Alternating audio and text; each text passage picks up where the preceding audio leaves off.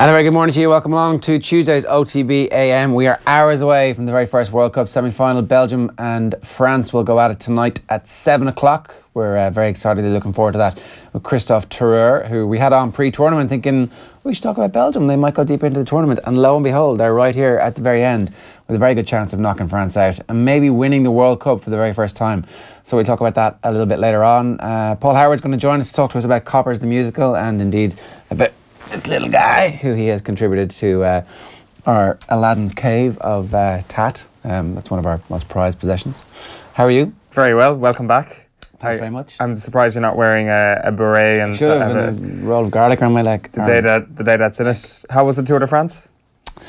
Like mind blowing, really. You know, you go over with all of your preconceptions and your cynicism, and then you're like, millions and millions of people are lining the routes here, just having the crack, coming out in massive families, like every age from 2 who are running out in front of the cyclists to like 92 who are sitting there drinking rosé at 9 o'clock in the morning. And it's a wonderful, beautiful, amazing thing. Yeah, it's like instead of calling over to your friend's house for a barbecue like you would do in a heat wave in Ireland, it's like go watch the Tour de France when you've got guaranteed good weather over there. And here's the thing, the Tour de France rolls past you and it's over in like 4.5 seconds is what you see. Maybe about 15 seconds if they're going pretty slow. And that's it. Obviously there's like the caravan of publicity advertising cars which are, you know, like mini floats, like a mini St. Patrick's Day parade that zips past you and throws out hats and gives you stuff. So there's reason enough if you're kids to go and get some free stuff. I mean, everybody likes free stuff really, but it's over really quick. So you're not really going there to be part of or to be a spectator of the sport. You're going there to be a part of the spectacle, to kind of create this atmosphere and environment, which is a completely different, it's a participation event going to watch the cycling in a way that no other sport really is. Like it's a weird thing, but it's not the Tour de France if everybody doesn't show up, and so everybody shows up. Yeah, it's very strange. It's kind of a weird contradiction, I guess, isn't it? The people who are there are the biggest diehards, and they are the people who will see the least amount of the stage. Of course, they're there with their little portable TVs in their caravans and stuff up at the top of the mountains and all that. But I think they're the absolute diehards. But there's people who are just there because it's like rolling past the window, so you're going to come out, and they have decided that they're going to come out and have their amazing French picnics with their beautiful cheese and wine and bread. But I don't think they're mad cycling fans either. I think they just want to be part of the community, and this is the thing that the community does every summer. It's like, oh, the Tour de France is going by. Yeah, of course, we'll go and do our day at the Tour de France and be a part of this national expression of identity in a very friendly, happy, touristy way. Yeah, that's probably it. I do imagine, though, that when somebody like Bardet rolls by their windows, they're like going a bit mental for him or something like that. The national heroes and stuff probably still exist. Yeah, and you could see that like certain teams had massive fan bases. Like, but there was also like across. So we drove the whole route, so saw the whole. This was the Grand Départ was stage 1. Yeah, I'm just trying to look at the exact distance, but it's like hundreds and hundreds of kilometers, 201 kilometers, and there's like classic car rallies at various stages. So it's not just people coming. They've decided to coordinate that we're going to have our classic car rally on the day that the Tour de France goes by, and then there's like barbecues, and there are people dressed up. Like you see a Borat Mankini, you see Super Mario Brothers, you see flags from every country, like Colombia, Poland, Switzerland, Ireland, a bunch of Ireland flags, Scottish flags, a few British flags, and loads of Froome out signs on the sponsored. Vittel happily give you out these kind of, the water company give out these blank signs that people are like scrolling Froome out in that peculiar French script. Is that what they're writing? Kind of like Wenger out? Pretty much. Oh, there's a lot of Froome out signs. And it's really interesting to go and see it, because like you can sit and read the stories and go, well, this is all bullshit. Why would anybody pay any attention to this anymore? And then you realise that's actually a cultural movement. It's a very important French thing.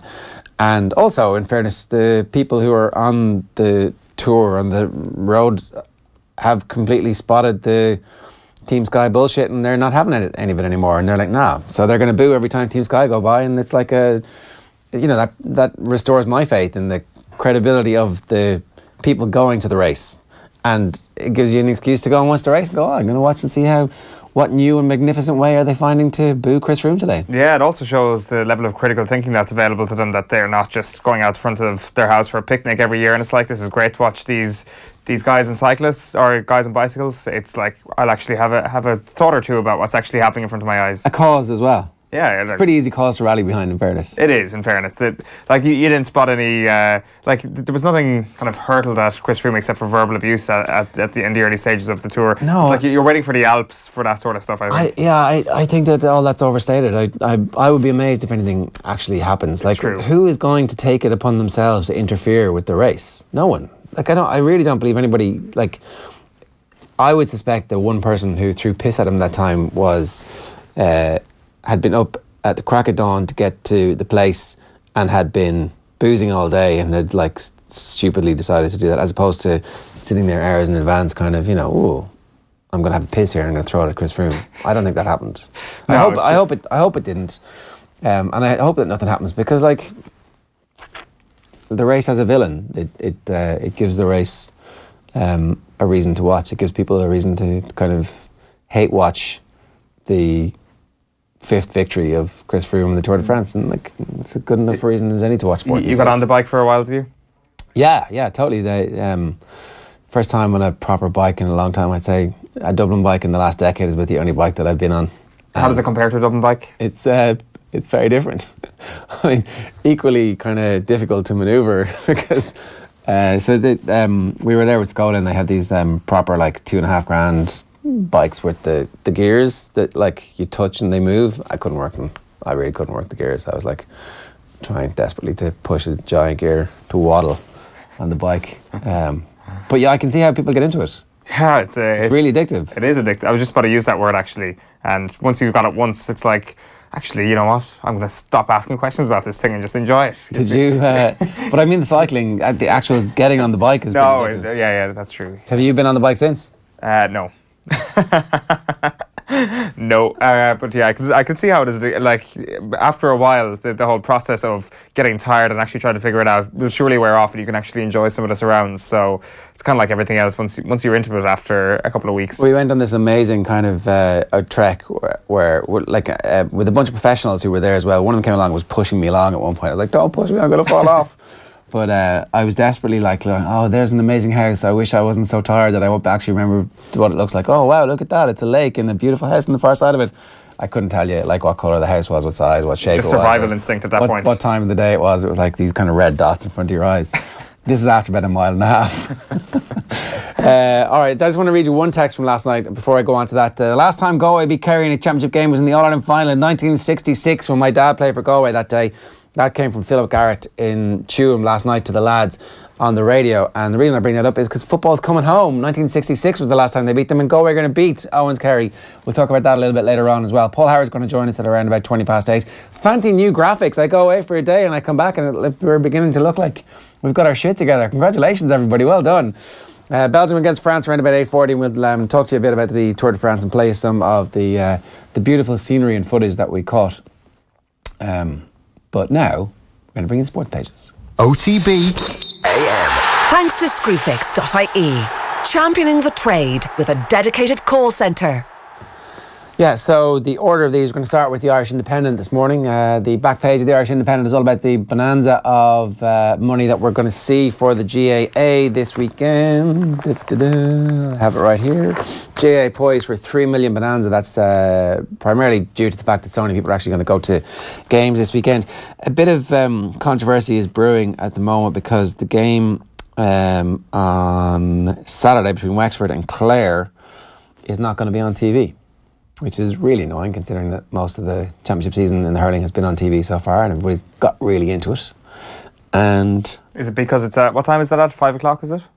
Why couldn't it be? Oh, because of the restrictions on the amount of games that can be shown. I think so, yeah, I think that's it. It must be the only reason. It has to be. Like, unless, I'm just trying to think, unless Sky didn't have the game, RTE have it and had to show the third place playoff or something in the World Cup, but that wouldn't make any sense. It's a 5 o'clock. Imagine that. I mean, you could accidentally go, our link to Russia is down and we can't play the game. Oh, look, we have cameras, or the one of the best hurling games of the season so far. I don't know. Look, we'll try and get to the bottom of that. Guardiola said to I don't care about transfer news. Riyad Mahrez is joining Man City. Who cares? Transfers. World Cup semi-final day. Can't be talking transfers on World Cup semi-final day. The back page of the Times Ireland edition. Celtic ready to face the heat.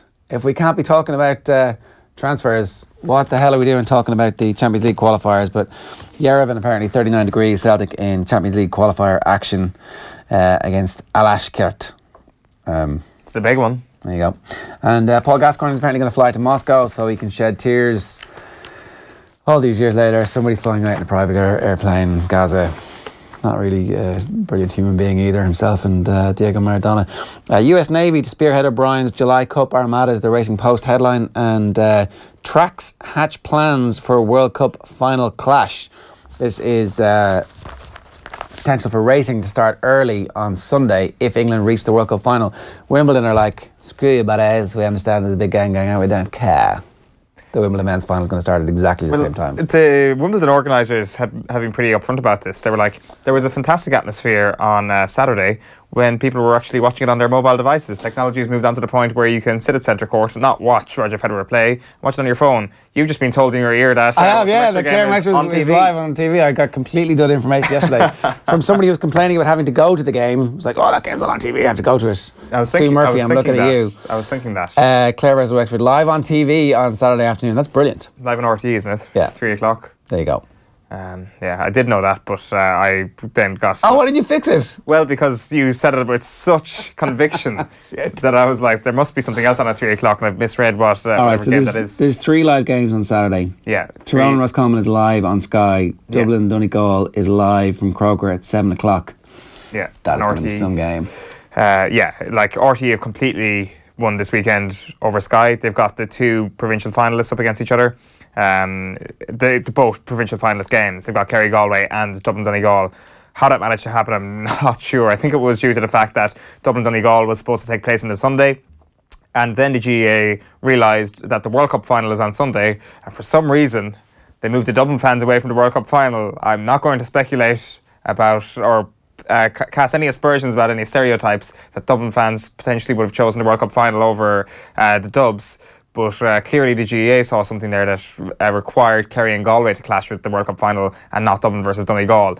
And that, I understand, is the reason. What time's kick-off in the World Cup final? 4 o'clock. Oh, perfect. So Kildare Monaghan, go to the game, watch Kildare beat Monaghan, stroll home, catch the World Cup final. Happy days. And under the radar, Kerry slip as they destroy Galway at 4 o'clock. 6:22 to no score, and everybody goes, what happened in that game? That didn't really happen. I'm obviously being highly sarcastic because, you know, it is 1966 all over again this year. I mean, that is a mad parallel. It is a mad parallel, and it, you know, there's a lot of After England get beaten by Croatia, it'll be completely irrelevant. Well, you know, it could be. There's a lot of droughts that need to be ended. Galway's Duck and Croke Park, one of them. Yeah, so they're just to confirm. Clare and Wexford live on RTE, 3 o'clock on Saturday afternoon, 5 o'clock Tyrone Roscommon and Croker on Sky, and Dublin Donegal live on RTE at 7 o'clock. Him or me is the front page headline on the Examiner Sports. Fellaini's already seen off Brazil. Are Pogba and France next? No. Fellaini won't be the one who comes off the bench and starts probably. No. Will he? Well, he will start. Definitely? I think so. I think he will start. Chadley might drop to the bench. Like in terms of crap Premier League midfielders who were involved in this Belgium squad, the crap Premier League midfielder who's probably going to be benched is Nasser Chadley. Okay, and then so they are also talking about the new out half who has signed for Ulster. They've signed an Irish qualified out half, so their search for an out half draws to a close. And another one, Colman Corrigan calls for a long-term approach to Cork football crisis. Cork football, proper crisis. Now, all the ex-players, anybody who's ever been involved, is coming out and talking about it and trying to have their tuppence worth and try and save Cork football. Yeah, it's going to take some saving. Like Colman Corrigan, good stuff there, chatting to Ron Cormacan in the Examiner, chatting about the need for review of the county championship, the need for kind of, I guess, investment, not in a financial sense, but an investment from the likes of Conor Coonahan and Billy Morgan once again, and having somebody like Frank Murphy opening the gates to them to get back involved at all levels, and also looking at development squads again is another point that Coleman's making. Belgium's golden generation stand on the brink of greatness is the front page on Sports Tuesday in the Irish Times. England aware of Modric and Rakitic threat. You'd hope so at this stage. Is the story about England the day out from that game. France and Belgium live from 7 o'clock tonight. Commentary on the Beeb for that one. And then the Jim McGuinness column today is Kildare are the great white hope for the Super 8s. Now, I much preferred it when everybody was like, oh, Mayo are going to finish off Kildare after they had their little stage during the week with the Newbridge or nowhere thing. That was just all nonsense. Mayo clearly going to beat them, and then it was like, oh, they had the celebration on the pitch. That's too much. Fermanagh are lying in wait in the long grass, and sure, Jesus, didn't Carlo beat this Kildare team, and aren't Fermanagh just a better version of... I much prefer that to the, oh, this Kildare team are really good. They could actually do stuff. I'm like, don't like that. That's not good. Shh, everybody, shh. Yeah. Kildare no good. Won't keep the ball kicked out at the weekend. Won't keep the ball kicked out in that group. Definitely won't win a game or maybe two. Well, the thing is, like, so it's such a huge game from a Kildare perspective on Sunday that if they win that on Sunday, you're now looking at them as in a very healthy position in terms of making an All-Ireland semi-final, because obviously the following week then Galway come to Newbridge, and Kildare look at Galway, they look at anybody really, bar maybe the top 3 counties like Dublin, Donegal and Kerry coming to Newbridge, and they think they can beat them. They think they can beat Galway in Newbridge. So if they end up winning this game in Croke Park on Sunday, there's no end to what Cian O'Neill's side can do.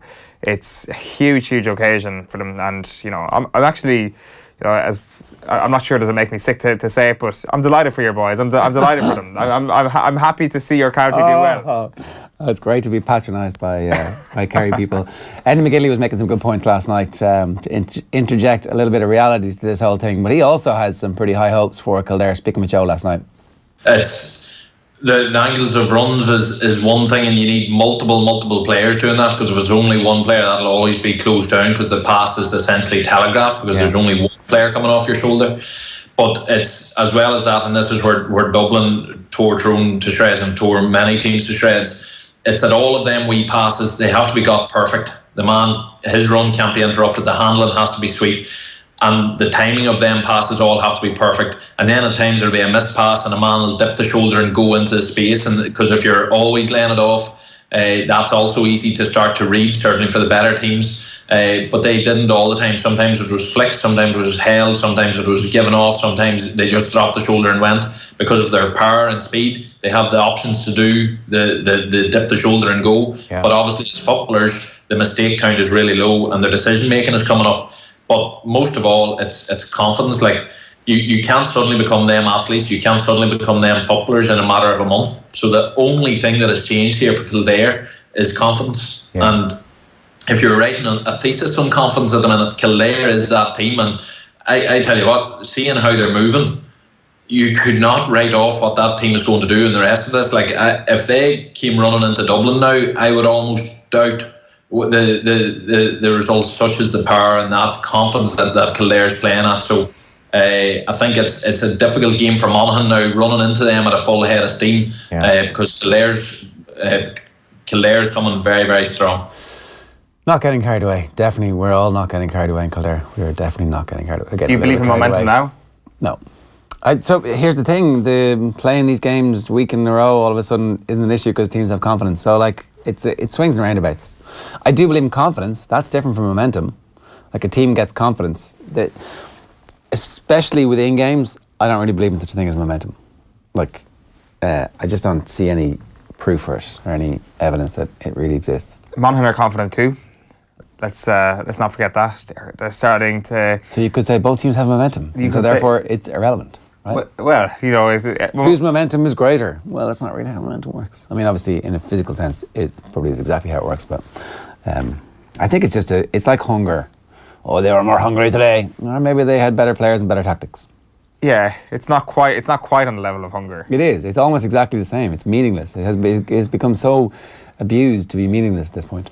On a tangible note, do Kildare fancy themselves in Croke Park more than Monaghan fancy themselves in Croke Park? I think there's a case to be made for that Kildare are kind of less shitting it walking onto the pitch on Sunday than Monaghan are. Two teams with equally bad records in Croker. That is true, but Kildare kind of have they've certainly had more good days in Croke Park than Monaghan, which isn't saying much. I mean, spiritually, yeah, like all the way back to 98 and 2000, but not since. Not a whole heap of great days since. A few games under McGeeney, beat Monaghan. I think, was that game in Croker? I think it was.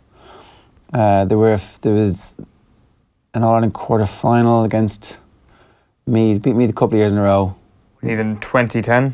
2010, beat Meath in the All-Ireland quarter-final. That was the weekend all the provincial winners got knocked out. Yeah, that would have been Croker, wouldn't it? It would have, of course, yeah. Beat Meath in the fourth round of qualifiers, but that game wasn't in Croker for, if memory serves. Anyway, there's a few, but not, like there's no survivors from that team still playing, so not hugely relevant. Yeah, like the thing with Cian O'Neill as well is, given his strength and conditioning background, like he'll have this like sectioned off to a T at this point, the Kildare run through the Super 8s. The thing is obviously going to carry on the last day is an ideal, so it makes the first two games so important. And the strength and condition, like the whole week in, week out nature of this is suiting somebody like Cian O'Neill down to the ground. I hope so, yeah, definitely. Look, you would be unbelievably excited as a Kildare supporter at the moment with how things have turned around. Yeah, for sure. And that's all you're asking for. Are you done? Done. Back page of the Herald this morning is De Bruyne, believer. Talent, hard work and luck will see off French for a place in the final. You've got McLean fined by West Brom as exit nears as well. So it looks like James McLean is going to move closer to the exit door from West Brom. He hasn't gone on tour with them, or they began a training camp, I should say, in Scotland, and James McLean did not show up. You've also got your girls greeted. There's Sophie O'Sullivan, Sarah Healy and Rashida Adeleke after returning home to Dublin Airport after a phenomenal weekend at the Under-18 European Athletics Championships. Yeah, we got some pictures of that. The Sarah Healy with her 2 goals, Rashida Adeleke with her gold, and Sophie O'Sullivan with her silver. It's ridiculous. It's like, it's an absolutely sensational performance. And then the Under-20 World Championship is to come this weekend. Yeah, so you'll have the likes of Gina Akpa-Moses back in the game, and all of a sudden you're kind of sitting around. Like, Adeleke is running at the weekend. She's 15 years old, running in the under-20s. It's in the relay, granted, but that's still amazing. Pretty happy we got the O'Sullivan to declare for Ireland as opposed to declare for Australia. You think it's not too late? Do you want to move? No, there has been no decision made. Like, but she's running for Ireland now. The decision will have to be made at senior level. She's by no means, as they say, closed book. All right. I've got a feeling this is going to become a big story. Oh no! Yeah. No, this is another Trevor Brennan situation. Yeah. Screw that. Well, you'd like to think. Oh come on! Like surely she's never going to have that experience again. No, like, and I mean, think of the windswept Ireland that you can live in rather than the sun-kissed golden coast of Australia. Like, she has represented Australia at under-15 level. Under 15, we can forget that. It's fine. Yeah. So hopefully, come on, Sonia, sort us out. You'd like to think she will. On the back page of the Irish Daily Mail this morning, it's video nasty. Croat coach ditched after Russian row. This is a great story here from Ian Herbert. Well, not a great story, but I haven't seen it anywhere else really.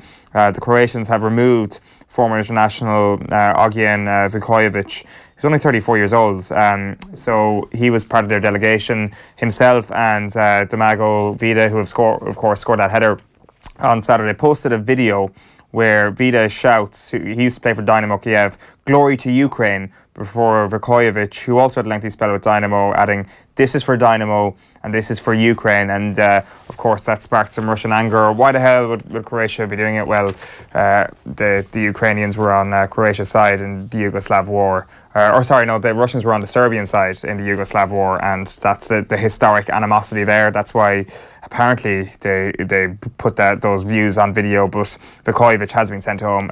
Vida, from what I can see, hasn't been sanctioned yet. So, you know, it's all coming up England. This is the sort of story that England need. It's like... What's the story about Modric potentially having to go to prison?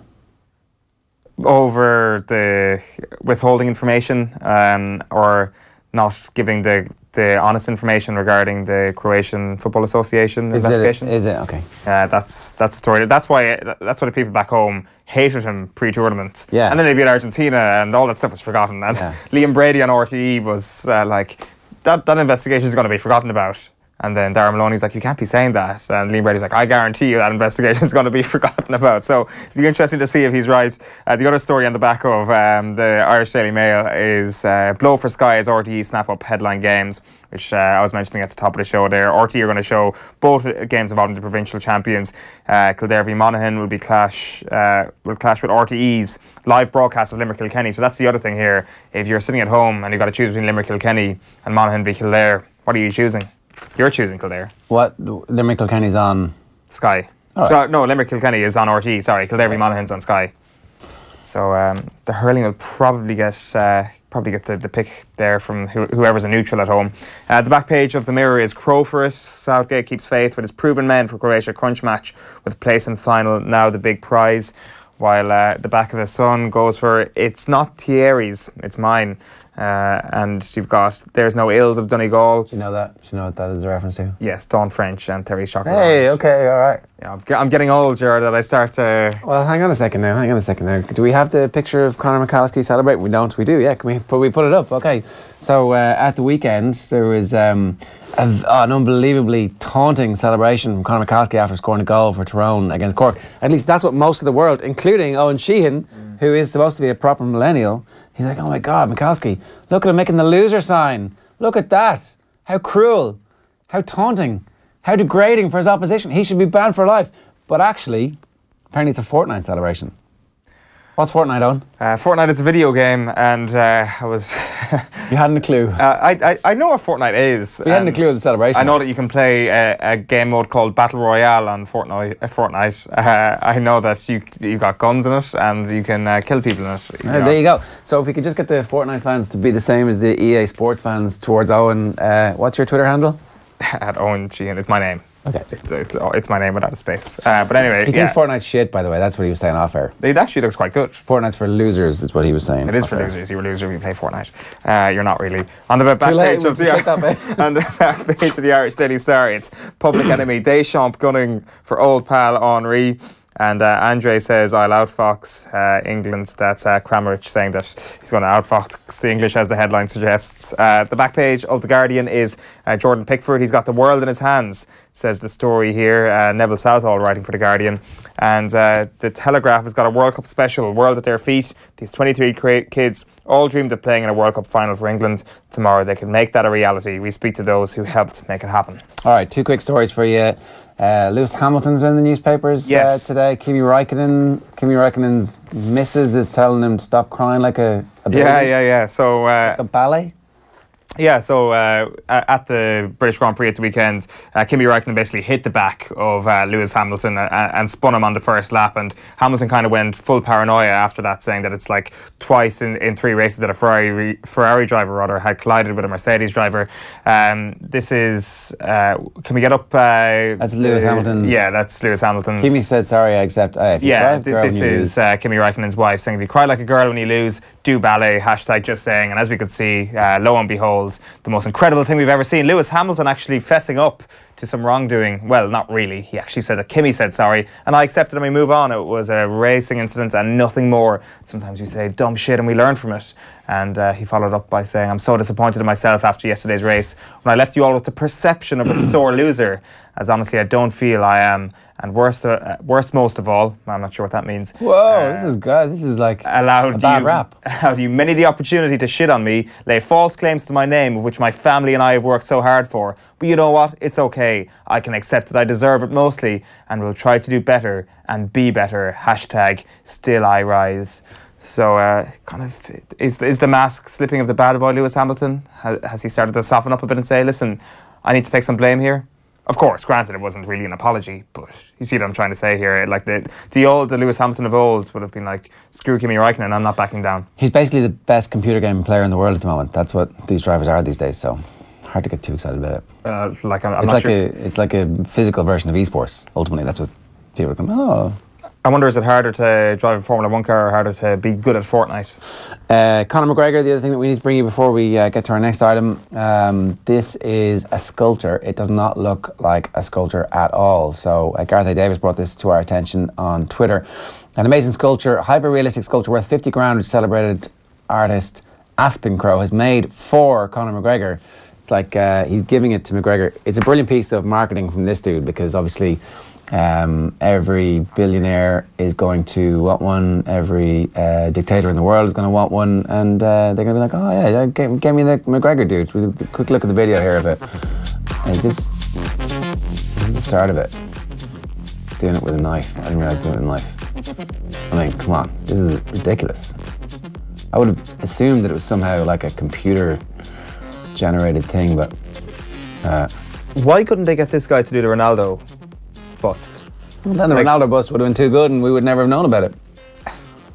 Well, that's true, actually. I mean, this is probably going to be far less famous than the Ronaldo bust. If Conor McGregor's ego was actually as big as we thought it was, he would have got a really bad statue of himself made and it would have been far more famous. That would have been a good idea, actually. All right, so that's it. And the European papers, finally, very quickly, L'Équipe and HLN from Belgium, une fois. Okay, so it's 8 o'clock French and Belgian time. It's pretty boring front page, really, you gotta say. Maak ons gek. Not a clue what that means. Not very good at my Flemish. Any idea? Make us go crazy. There you go. Well, there you go. That's it's an amazing the way that the Belgian just enlightened you there, or the Flemish just kind of came into your mind out of nowhere. Yeah. All right. Let's move on. From the creator of Ross O'Carroll Kelly, Paul Howard, comes the comedy event of the summer, Copperface Jacks the Musical. Oh, Eoin, I'm looking forward to this. This is your spiritual home, really. Is it? Yeah. No, it is. Yeah, of course it is. This story will definitely speak to you. It's a brand new Irish musical packed full of crack, huge laughs, culchies, that's you, dubs, and a lot of shifting. The show opens tonight in the Olympia Theatre at 8 o'clock. Paul is with us in studio next. Have a look. Well, we have a fabulous show lined up for you. Think of everything to do with Copperface Jacks. Think of nurses and guards and the GAA, and you've got just everybody having a great time. It's a fabulous show and we've got a brilliant cast. It does exactly what it says on the tin. It's Copperface Jacks the Musical, written by the exceptionally talented Paul Howard. It's magical, it's brilliant, and the songs are fantastic, the dancing is fantastic. We've got an amazing cast, amazing director, and Carl Harper, production team. It couldn't be better. And you know, all the last 4 weeks, I must say, it does not feel like rehearsals. It just feels like we've all come together in a lovely little summer camp. We kind of felt a bit of a responsibility as well, because it's such a beloved Irish institution. There's probably 20,000, 30,000 people in Ireland who met their life partners in Copperface Jacks, and since we started doing the rehearsals, since I wrote the original script, we're hearing from them all the time, and they're coming to see the show because they say, you know, it's our 10th wedding anniversary, we met there and we're going to celebrate by going to see the show. So you realise when you hear those stories that you do have a responsibility, that people have an expectation of a certain kind of show and you want to give it to them. Paul Howard, good morning to you. How you doing? Good morning. Great, yeah. How's it going? Great to be here. It's going great, yeah. We had 4 previews over the weekend, and yeah, they all went off well, you know. It's always nerve-wracking when you put a show on first, especially with comedy, if you've rehearsed it for 3 or 4 weeks. And there comes a point in the rehearsal process where it stops being funny, usually after about 4 days, because you're just repeating the same jokes over and over again. So then it's a relief when you finally put it in front of an audience and you hear laughter coming back at you. Yeah, so that removes a bit of the tension for tonight. Tonight's kind of the official ceremonial opening, but for you, the real opening was that first night? Yeah, it is. I mean, that's the one where all the nerves are. I mean, of course you want tonight to go well. But it's the first time and the second time you put it in front of an audience that you are going to the theatre thinking, you know, is this funny at all? Yeah. Is this any good? Am I deluding myself here? But they all laughed. At the right times. They did, yeah. Well, not always at the right times. And because the funny thing about comedy is, you know, sometimes the thing you think is hilarious actually turns out to be the tumbleweed moment. In one of the Ross O'Carroll Kelly shows 10 years ago, we had this storyline where Ross was in a bookies. And, you know, just to sort of keep the story up to date, there was Ronan O'Gara was involved. There was something in L'Équipe about Ronan O'Gara allegedly having some kind of gambling debt. So we put somebody in a Munster jersey with a 10 on the back in the background in the bookies, thinking that this was, you know, this really topical joke. Tumbleweed. We lost it for the second night. We just said, get rid of it. It's not right. working. Okay. So you never really know, you know. So you're changing the show show, like you're actively producing still as the show goes on, depending on... Not with this. I mean, because the actors in this have so much to master. You know, they've got lines to remember, they've got jokes to deliver, they've got choreography, and they've got songs to sing. Yeah. That you can't suddenly say, do you think you could put this line in there? It just doesn't work like that. They have their cues, and you have to sort of keep them constant. Ross O'Carroll Kelly wasn't really, when it was produced for stage, wasn't really a musical. You did obviously do a musical, which was did it see the light of day? Did it have one performance? Did Anglo the musical? No, actually, Anglo the musical, despite its troubles, had a full run in the Borgosh Energy Theatre for 2 weeks, and then returned for a remount. Right. But I mean, it was much trouble. I mean, I didn't think after the first preview, I really thought we were going to the High Court the following day to argue against it being pulled. But I didn't think there was going to be a second performance. Okay, right. We had the Director of Public Prosecutions. It's the first time it's ever happened to me. I'm sure it's the first time it's ever happened in Irish theatre that the Director of Public Prosecutions gave me rewrite notes the night before we opened. And rewrites of 14 scenes, you know. You can't say that, you can't say that, you cannot definitely sing that. And so I mean, we got the show on, but I mean, I remember being there at the first preview, and there were solicitors in front of me writing all the jokes down in yellow legal pads, and that was a new experience. They laughed at the jokes.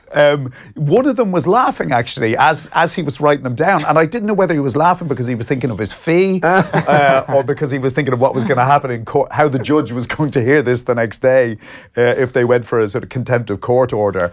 But miraculously, they it went ahead, and they pulled back from their threat to stop the show. Okay, so this is because I wasn't sure then. Obviously, musicals is a completely different experience to trying to write a one-man play or a play itself. So, yeah. Are you musical? Do you like sit? No, I'm not. Like, I mean, I love music. I mean, I have since I was a kid. I just listened to music all the time, and to me, a day without music is a day without joy.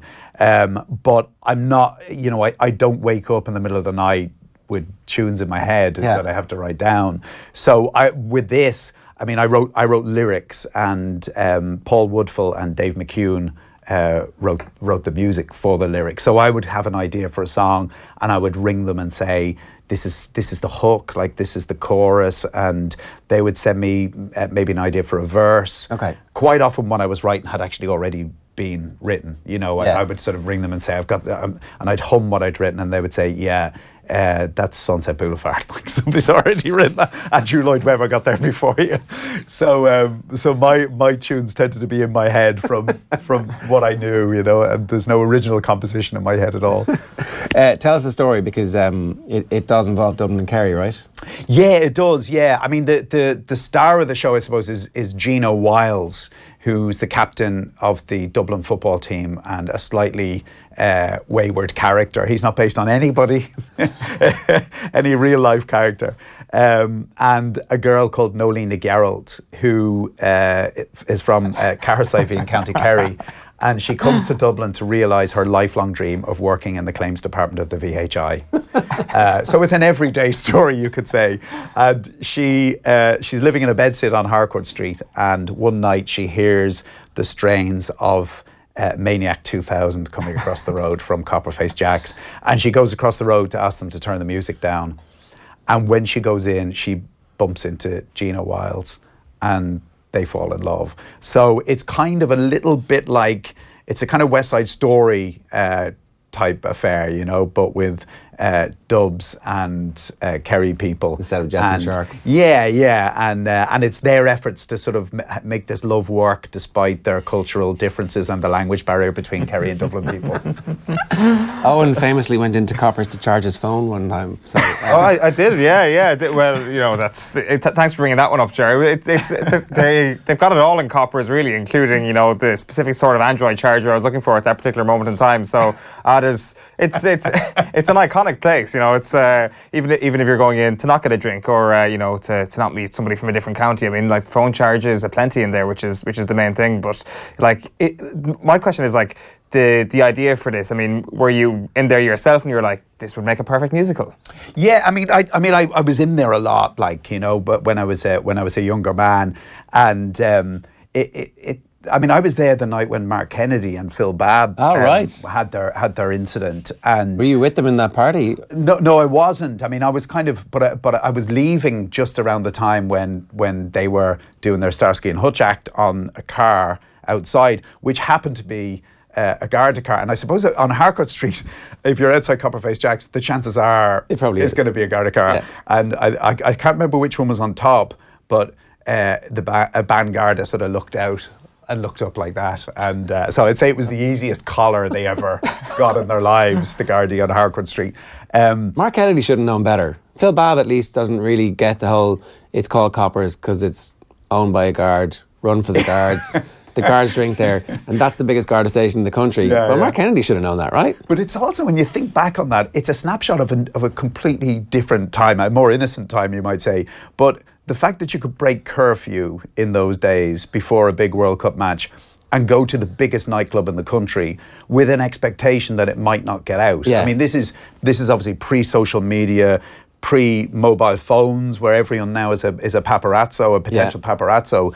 That this is just sort of 17 years ago, that you could actually go to the biggest nightclub in Ireland and it would just be a rumour that you were ever there, that you could always deny. No one could ever prove it. So I was there that night, and actually I was in the Sunday Tribune at the time, and we had an editorial conference the next day, and it was all talk about this incident that happened in Copperface Jack's the night before, and I couldn't declare that I had seen it. Oh, no way! I didn't want them to know that I'd been in Copperface Jack's the night before, because I was kind of technically breaking curfew as well. I certainly shouldn't have been out. So you were sitting on a giant scoop, and it was like, no, I witnessed to the whole thing. Yeah, right, wow. And you were like, no, I'm not saying anything. That's mad. That's how it went. Yeah. And here it is now. You're writing a musical about it. It definitely has undergone this kind of cultural shift from like, oh God, no one ever goes there or admits to going there, to everybody has to go there. Yeah, I mean, I still think it's the kind of place where nobody kind of consciously decides at the start of the night, it's this place, and then we're finishing in Copperface Jack's. You know, it's always a place that you end up rather than a place you sort of consciously set out to go to, or a place where the next day you'll say, I got dragged to Copperface Jack's last night. You know, you always shift the blame onto somebody else, you know. But I think there's definitely been a change in perception since Brian Cullen lifted the Sam Maguire and said, I'll see you all in Coppers. Because I think up until that point it was seen very much as a culty club. Yeah. You know, that it was, people like our character, Nolene Gerald, who comes to Dublin and is working in the VHI and maybe feels kind of lonely for home, and knows if she goes to Coppers, it's like a big GAA club disco, essentially, but with slow sets and dodgy chat-up lines. But I think the Brian Cullen thing made it a sort of a club for everybody, you know, and brought it to that kind of national media attention for the first time since Phil Babb and Mark Kennedy. Yeah, it was a kind of a cultural, okay, there you go, off you go, it's grand. Yeah. The kind of transition from like GAA only club to kind of wide sporting world club is also very interesting. Like I can remember being in there after David Alaba scored that wonder goal in the Aviva, and Andreas Weimann was like drinking inside in Coppers, and I'm like, this has come some way, this place, that the Austrian national team are thinking to themselves, Coppers it is, or I got dragged to Coppers. Yeah. And it's funny because it's kind of got an international dimension to it now as well, you know, that there was so during the course of doing the research for it, I discovered there was an American woman who has the coordinates of Copperface Jack's tattooed on her back, the exact latitude and longitude. What happened there? Yeah, you would wonder, wouldn't you? But it clearly made an impression on her. But it is kind of it's internationally famous in the sense that people from abroad who come here and experience it go home and say, you know, maybe with a sort of look of trauma about them, I went to this club called Copperface Jack's, because I've tried to explain it to people from abroad, you know, and I sort of say, you know, they still play Cotton Eye Joe. Like that's the big one. Like, you know, they still play Cotton Eye Joe. They play the anthem at the end. It's just the most appalling chat-up lines you'll ever hear in your life. Floor-filling songs, and you know, everybody the next day says, you know, What a great night. I didn't go there. You know, I just ended up there. Yeah. I wonder, is there like a duty of care on Irish people? Because like we've all been encountered by an American tourist somewhere near Harcourt Street, and it's like, where would you advise as a club? And you come up to your mate and you're like, shall we suggest Coppers? And ultimately there is a duty of care on Irish people. Go to this place where it's not just a nightclub, it's a state of mind. Yeah. Yes, it is. Yeah. And it's a state of mind, I think, that lasts for about 3 days afterwards, you know? I mean, I know when I go, Cotton Eye Joe is in my head for 3 days afterwards. And that's kind of what we wanted to do with the musical. And that, I think that's why it made it such a good fit for the musical, because that's exactly what you want people to feel when they see musical theatre. You know, you want them leaving with these tunes in their head and just feeling like they've had a lot of laughs and a good night out. We did a birthday party for Coppers a couple of years back, and the guest list was so easy to fill because Carl Jackson just rang people up who he knew through the years, and like, so people who wouldn't normally come and speak came and spoke and were very given of their time. It was pretty amazing. It was like everybody at some point has passed through and kind of has a story about it. And there's so much goodwill towards it as well, you know, because I think it has happy associations for so many people. And Cathal, it's funny because when we first broached the idea of the musical, I think Cathal was a bit bewildered. I think he just couldn't get his head around the fact that we wanted to write a musical about his club. And so but he sort of trusted us, you know, and he said, well, you know, I'd like to hear it before it goes on. That's the only thing. I want to hear it before it goes on the stage. So he came to the reading, and we had the reading around the corner in the Gaiety Theatre it must be about 8 weeks ago now, and he said, can I bring some friends with me? And, you know, they're just sort of pals of his who could tell him, you're fine, you know, it's grand. And anyway, Pillar Caffrey walked in, and, you know, I kind of remember Pillar from my own days as a sports journalist, and he stood at the back along with all of Cathal Jackson's friends, who I couldn't help but notice were all guards, or they all certainly looked like guards. And so we had a sort of table read, and there was about 40 people in the room, and the actors were really nervous because they kind of felt like people are, you know, this is really intense. And I was nervous, and I sort of had my head down, and I didn't want to look up because there was a lot of jokes about guards in it. And I thought, is it safe to look up? And I looked up and I saw Pillar and Cathal, and I just saw red faces and shoulders going up and down. And that was when my shoulders dropped and I knew I could relax. I do want to talk to you about the World Cup. Yes. Tonight, it's your least favourite team who are up against France. Here's the thing about Twitter. We get to keep a record of this. So I deleted that. Are Belgium still the tournament favourites of every man between the ages of 25 and 45 who watches 7 or 8 Premier League matches a year and is part of the Office Fantasy Football competition? Or is it another team now? The kind of man who would tip Belgium to win the World Cup thinks nothing of wearing shoes without socks, is always thinking about doing a triathlon, and turns up at your summer barbecue with his own Wagyu fillet steak. Right. Okay. I was hacked, actually. Well, I stand by both of those comments. That's a comment about Belgian fans rather than the Belgian team itself. The Belgian team itself. But I think they will lose tonight. Well, that's the irony of it, that Roberto Martinez would definitely bring his own Wagyu fillet steak to a barbecue. He definitely would, wouldn't he? Yeah. That type of person. Yeah, and he'd have some kind of sauce to put on it, and he wouldn't share the recipe with anyone, like, you know, and he'd just keep it for himself as well. Martinez? Yeah. He is. Yeah, he's that type. This is the last one, though. In all seriousness, though, why do people keep referring to Belgium's golden generation? We're talking about 3, maybe 4 players, aren't we? I did think I deleted that one. Look, because it's Belgium, it's a small country, you know, its population is roughly the same as ours. I think is a bit smaller than ours. Yeah. So it is a golden generation in the context of the size of the country. But you know, they have been punching way below their weight at major tournaments up until now, and even in this tournament, you know, they've turned it on. You know, they were 2-0 down against Japan. You know, and they only won the match when Fellaini came on and they got physical, and the Japanese just couldn't live with them. You know, they were impressive against Brazil in the first half, but I don't know. I still have doubts about them. You know, I think France will beat them. Isn't that the thing about international football, though? None of the teams are actually really good. They just have some good players, and if you can get them for 65 minutes in a match to do the same thing, to get them to play like a club side for, you know, 3 weeks, that's the secret. 4 weeks, that's the secret of tournament football now. I definitely noticed, I've watched most of this tournament, and I'm pining for the Champions League watching it, because the football. I mean, people saying it's a great tournament. I don't think it's a tournament to compare with France '98 or Spain '82. I think it's just a good tournament. There's been some memorable matches. There's been some shockingly bad matches, and sometimes they were the matches you expected to be good matches. Yeah. See, I don't know. I kind of have reached the point where the Champions League games are so bloodless for so long until it gets to the knockout stages that it's really only sometimes the group stages. Like 2 seasons or 3 seasons ago, the group stages was really good because some of the good teams went out. Yeah. But then the knockout stages were crap because the good teams were out. It was that kind of. The problem is you need a third team in every group, don't you? It's like at the Rugby World Cup, the way there's always one group has 3 and that's it. Potential quarterfinalists in it. But if you don't have that, you get what you had with the England-Belgium group. But having said that, there has been excitement, but a lot of it has been because teams have underperformed.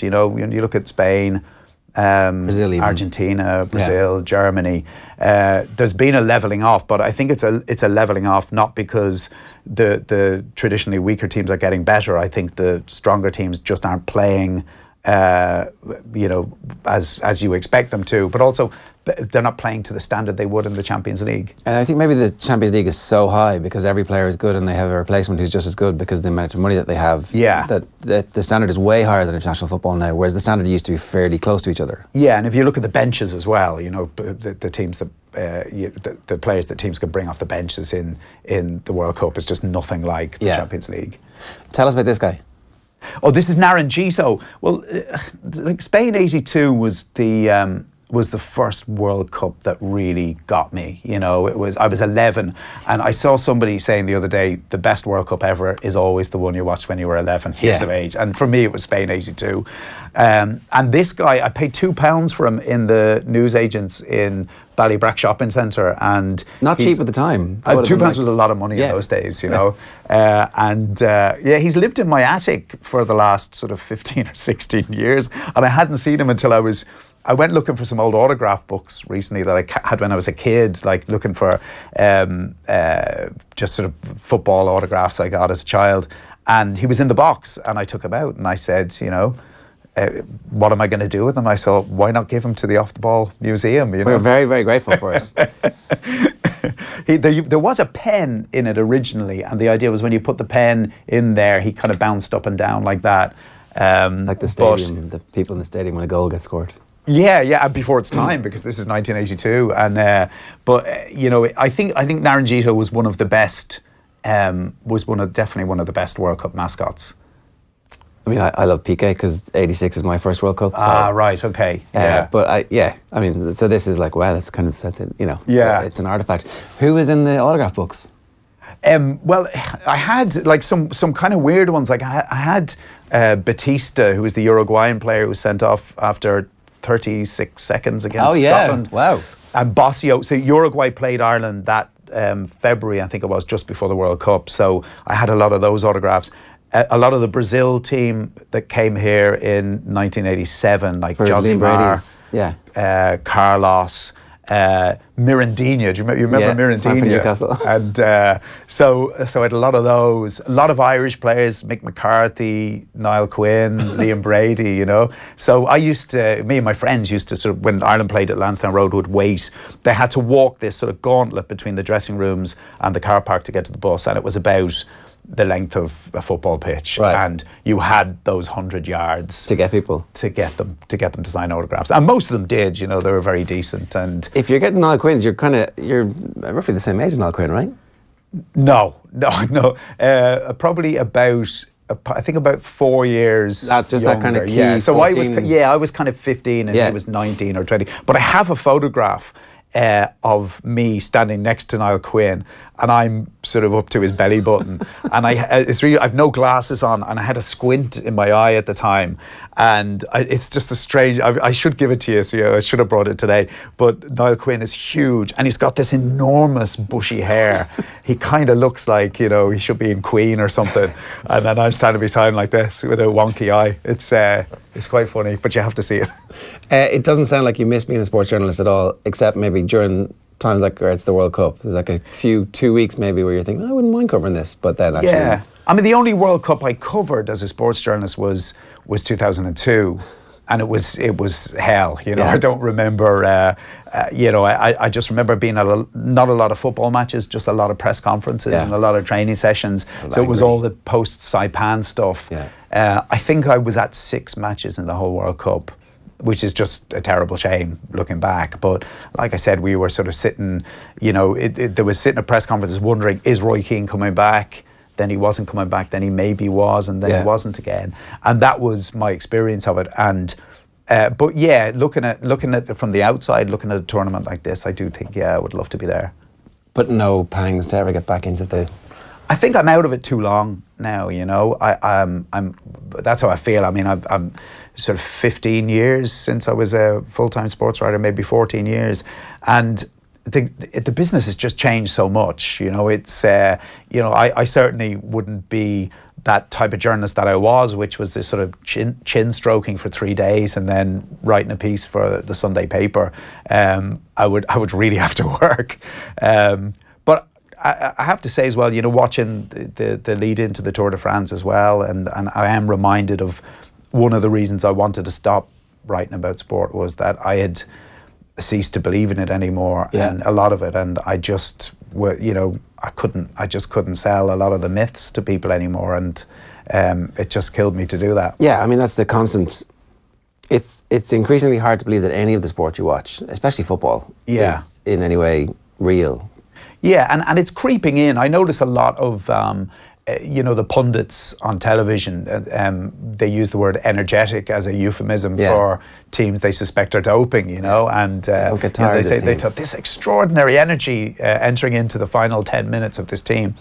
And, you know, I have my suspicions about quite a few teams over the last sort of 10 years or so. I suspect some of them were doping, but it's right the way through sport now, you know, and you know, the Serena Williams thing, the Froome thing and the Tour de France, even in rugby now, where you know, a positive drug test, or as they call it, an adverse analytical finding, it need not necessarily end somebody's career, you know. It's not like cheating in golf where it carries on. It's almost like a technical thing. It's a mistake. Yeah, and it happened in the past. Yeah. And so there's a kind of an amorality, I think, has crept into it. And I think, it kills me to say it, I think people genuinely don't care anymore about doping in sport. I care about it. It really, really bothers me. Yeah.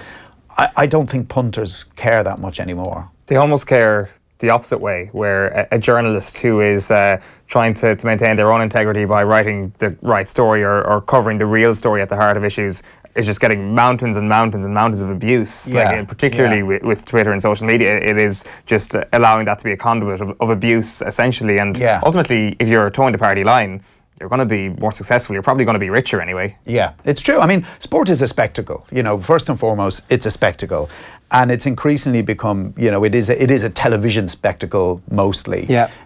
And there are stories that people just aren't prepared to hear. They don't want to. It's actually quite boring. I mean, I remember towards the end of my career as a sports journalist, I went to cover the Athens Olympics, and I had about 16 books with me, and I think 14 of them were about drugs. Yeah. And I could pronounce drug names that were like 14 syllables long without even stopping, like, you know.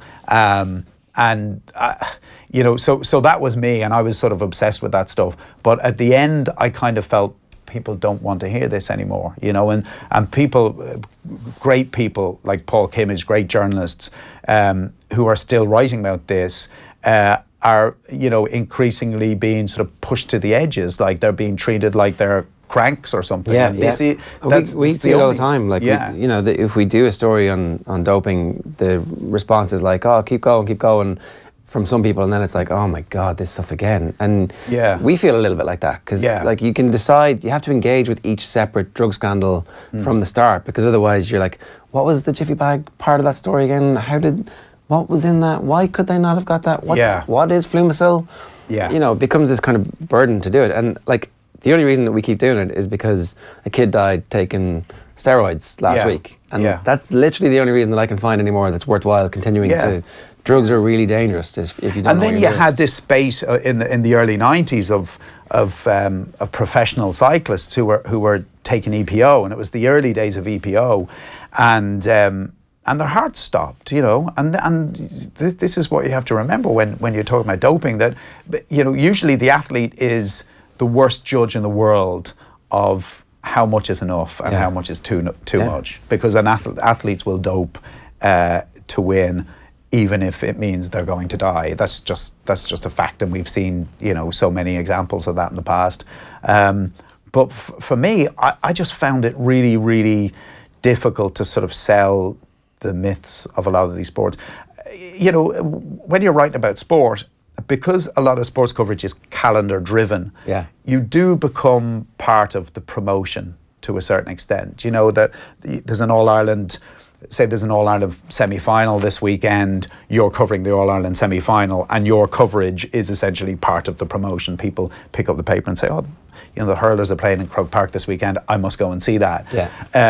And the temptation to be not critical is always there, you know, and especially when people tell you that they're bored of you writing about drugs.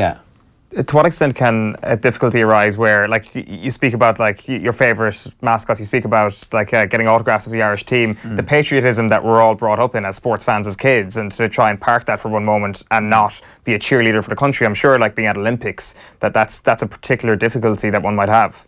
Yeah, I mean, it is. I didn't cover the 96 Olympics, which I think was the really, really difficult one. I covered it from here, which was the Muscial Smith De Bruyne case, and it was, in a way, it was much easier to cover from here because I was doing just the sort of pavement pounding reportage. You know, I was sort of making phone calls, and I went to Holland to sort of check out Eric De Bruyne's background and things like that. But I don't know how I would have been if I'd been in the arena when she won her medals. I mean, I'd like to think that I would have written critically, or I would sort of question the validity of her achievements, but you don't know, you know, until you're there. And you know, people talk about the pressure at the time, you know, to kind of say what a great news story, what a good story it was for the country. And it's true, it was there, you know, and anybody who wrote critically about Muscial did cop flack for it, you know. It was the same when the Tour de France came to Ireland as well, which was, I think, the following year. Nobody wanted to hear that drugs were going to be brought to Ireland for the event. It's 20 years ago this week, actually. 98, 98, I mean, the reality was, I mean, that if you kind of knew anything about cycling and the history of cycling, that drugs were going to be put in the boot of a car and taken on a ferry to Ireland for that event. Luckily, they caught them on the way out. And they caught them and they didn't catch them here, you know. So that was a win for us. Look, you've been really good with your time. Is football coming home to finish this? You know, I think England have a really good chance of winning it, and you know, I'm saying that as somebody who hasn't actually been that impressed by England. You know, I know they've gone to a back three, and supposedly they've been liberated tactically, but they actually haven't produced that much good football. You know, a lot of set pieces, which is a feature of this World Cup. You know, a lot of set piece goals. You know, a lot of players have disappointed, like Dele Alli, Raheem Sterling. Their best player after Kane is after Harry Kane is the goalkeeper, you know. But I just think I have a kind of sense that it might come good for them. But we don't know anything about them. It's amazing. I've never seen the team get to the semi-finals and to be so unknown. Unknown and there'll be loads of Players Tribune pieces to come, no doubt. It's playing. It's coming home in the background there. Coppers the Musical is coming home tonight. So, and for how long is the run? The run is it's 4.5 weeks until the 12th of August. Okay, so if anybody wants tickets, it sounds great. I'm looking forward to seeing it. Paul, congratulations. Thanks, Ger. Thanks very much for joining us this morning. Moving on, here's Tommy Dunn and why we weren't going to be seeing too much more of the Kilkenny hurlers this summer. I can't see Kilkenny getting there, but listen, it's Kilkenny, so you just you know, I'm probably certain to make me look stupid, but I can't see it. What's the big issue? The big issue is their forward line. I think really at the moment, and you know they're not exactly rock solid at the back either. But you can't write them off. Listen, at half time I said Galway are going to destroy Kilkenny. You know, I was looking at Cody on the sideline, and I was from Tip. I might even attempt to feel sorry for him at one stage. I thought it was going to get really bad, and lo and behold, there we are sitting in the stand with 10 minutes to go and a point in the game, and the Kilkenny crowd on their feet, thinking they could win it. Now only Kilkenny can do that, Joe. To be honest, and how did they do that? By the way, is there a quick line or two to sum up how they came back from the dead? Well, Richie Hogan had a huge influence in the game at centre forward. You know, that was Fennelly got on, scored a goal, and just brought a different dynamic to the thing. Now it's clear these fellas aren't the players that they were, whether it's injury, match practice, or whatever. You know, obviously Colin Fennelly was away for a large part of the year and is only just back. But like players like this don't grow on trees, and they're very, very hard to replace.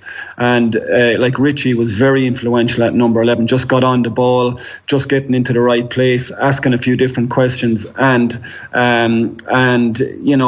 So with those guys fit and healthy, then there is something. They're not scoring enough from general play. Okay. That's the problem. They're not asking enough questions. It was only instinct and guts and character that they have got him back into.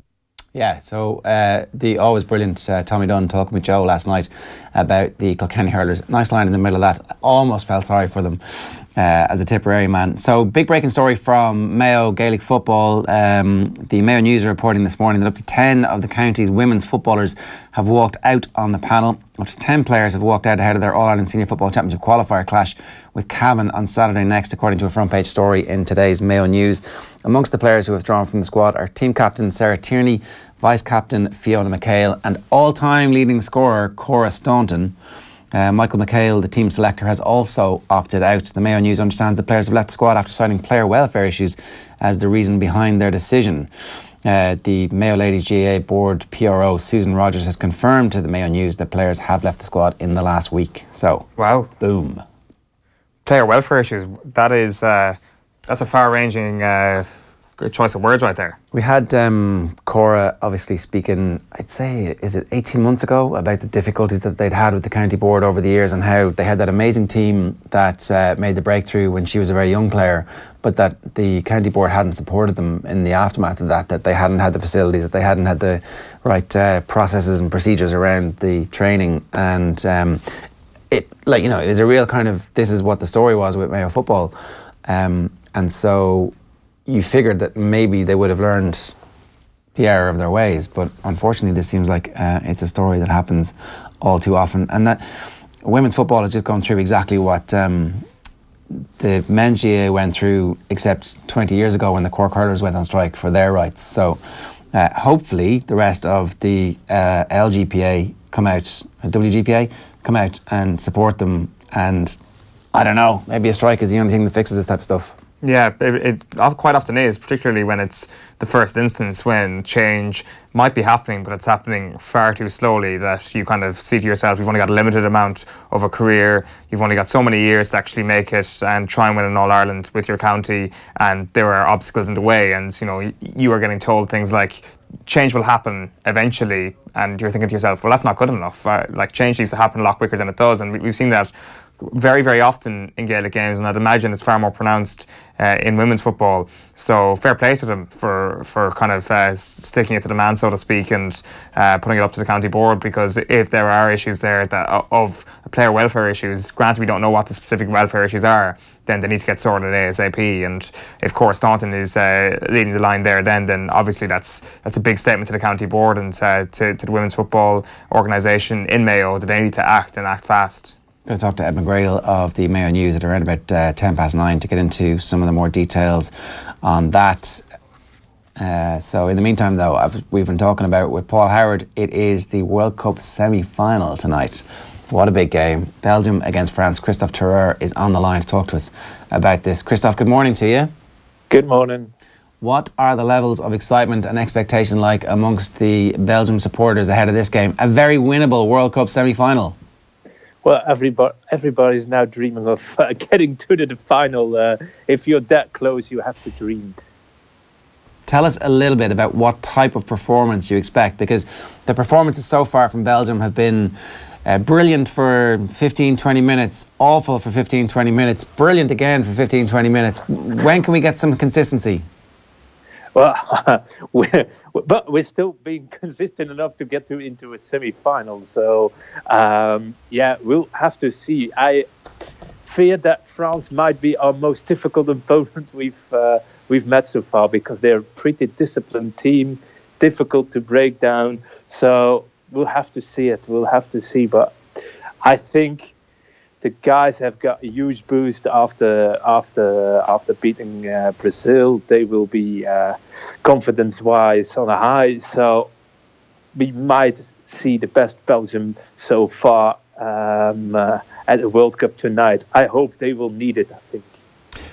I totally understand what you're saying about the Brazil game. Obviously, beating a team like Brazil is a huge boost to any squad. The manner in which they did it, the fact that they went 2-0 up and then they conceded, in a weird way, the concession of that goal is actually really good for the team, because that brought the intense pressure for the final 13, 15, 17 minutes. And actually, to come through that forges a team spirit which is very difficult to forge in any other way. You can't cheat that. No, but I've seen the full game over new. I analysed it. I checked it. We've been pretty lucky, to be fair. I think they had 20 shots on goal. 10 of them were blocked. 10 of them on target, and 6 of them off target, something like that. We've been pretty lucky too, but it gave them a huge boost. It's like, Brazil is still has that mythical status, certainly for Belgians. So, I think they got that extra thing from that game, from certainly with Courtois saving that ball in the end, that neighbour shot. If you saw the excitement of the players after the game, all together in a circle, this is the now or the never. The players have always said, we can become world champion. Nobody believed them. Somebody thought they were arrogant. But among the squad, there's a feeling we have the qualities to do it. And that might help them, I think. Certainly now. Brazil was their first real test in 2 years. In 2 years, in 4 years, the biggest team we've played in those 4 years. They've done it in a way. Yeah, they were lucky. They admitted that they were lucky. But I think this will make them even more mature, being in a game like that. They've been in those circumstances now in the quarterfinal. They have succeeded. Semi-final will be the same. But I don't know if pressure creeps in tonight, that they feel that they have to do it, or that they feel our tournament has already succeeded because we've done better than in Brazil, where we were knocked out in the quarterfinals.